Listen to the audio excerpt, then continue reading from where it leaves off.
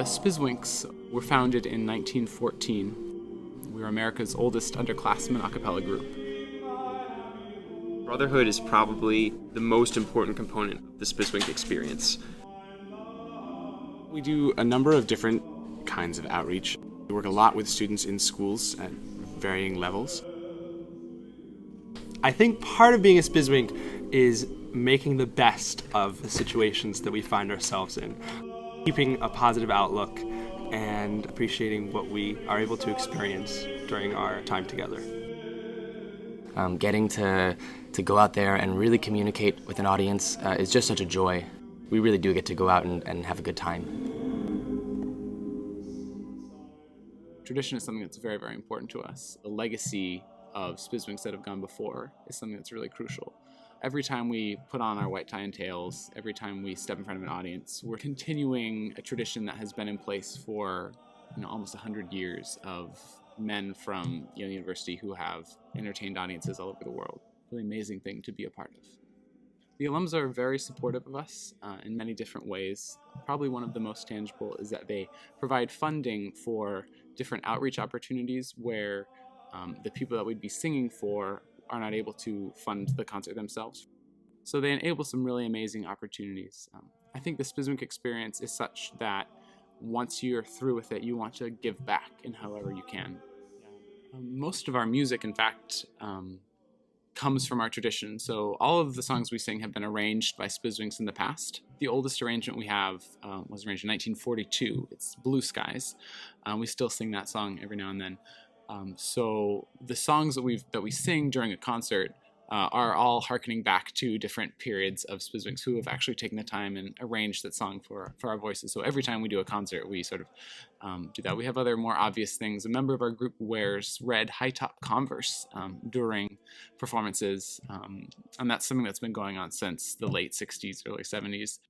The story goes that they found them in Los Angeles airport when they were going on tour in a brown paper bag. They took the bag onto the aircraft and opened it up and found these shoes, and the next member decided to wear them at the concert that they had that evening, and they've just been a tradition ever since. So, Brotherhood is probably the most important component of the Spizzwink experience.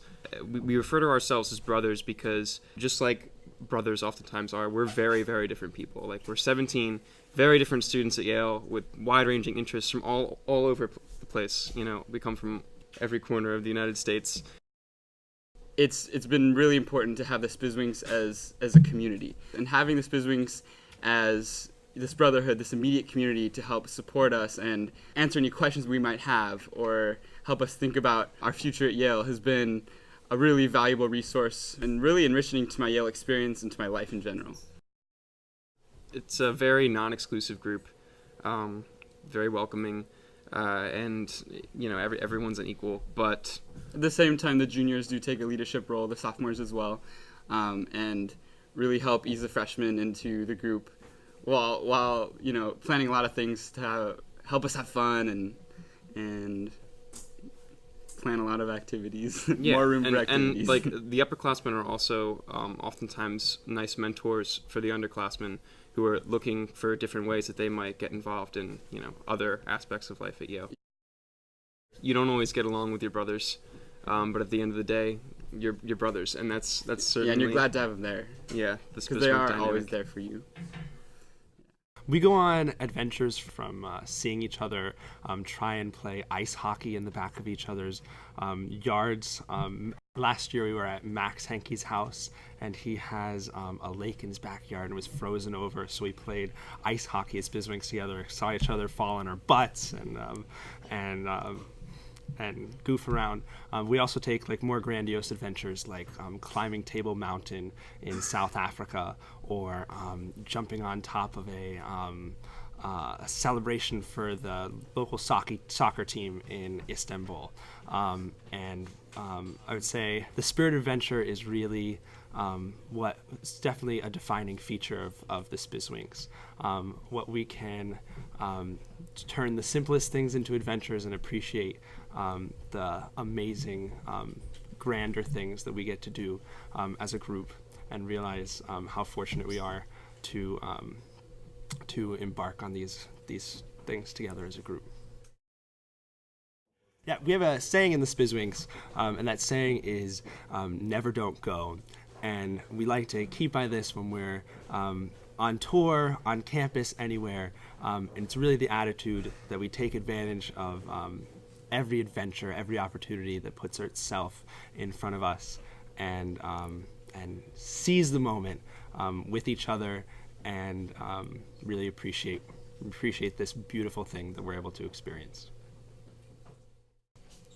We do mostly music education outreach. We work a lot with students in schools at varying levels. Sometimes a school will contact us. Other times we will send out an email or make a phone call. It is primarily music-based. We feel that we have these talents and these abilities to give music to people that otherwise might not get to experience it. And so we do try and make music our number one focus. When we travel abroad, we also try and do outreach there as well. So, for example, my first year in the group, we went to Belgium and we sang for a youth women's center. And they had a little choir they were putting together there. And it was in this tiny little village called Hanut. And we were greeted by the mayor, and they presented us with the flag of Belgium and had us sign this guest book that everyone who visits the town signs. And then we put on this wonderful concert in their little church there in Hanut with the girls and with us as well. And it was just a really great experience, especially because a lot of those girls didn't speak English. And so it was a great way to sort of connect with them across cultures through our music. So.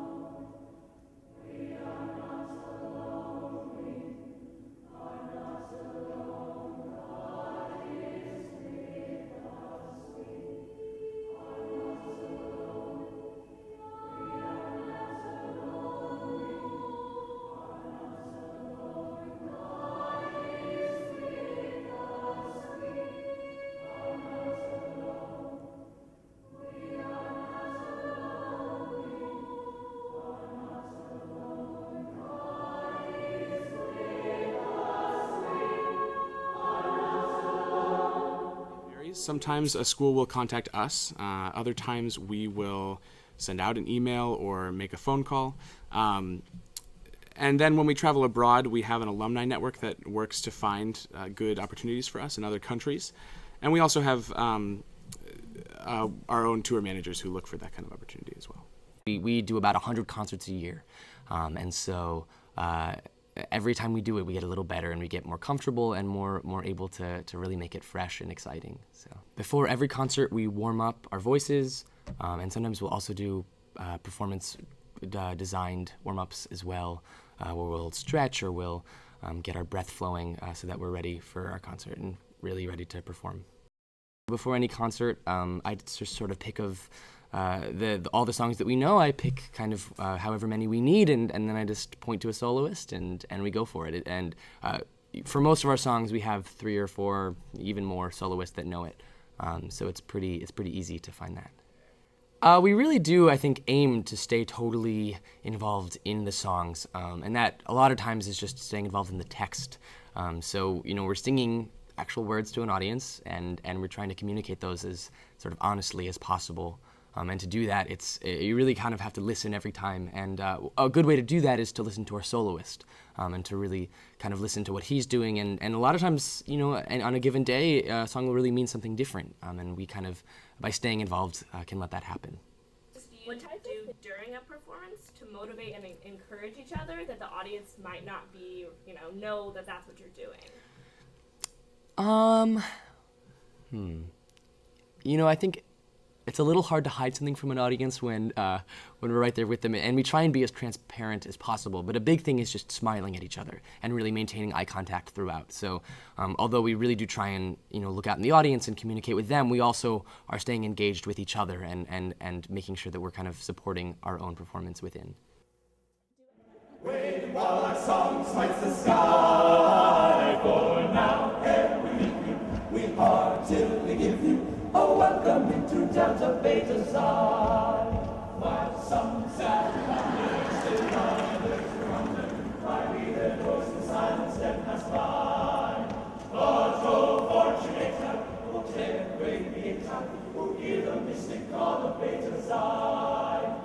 Wake, wake, freshmen, wake, wake while our song smites the sky.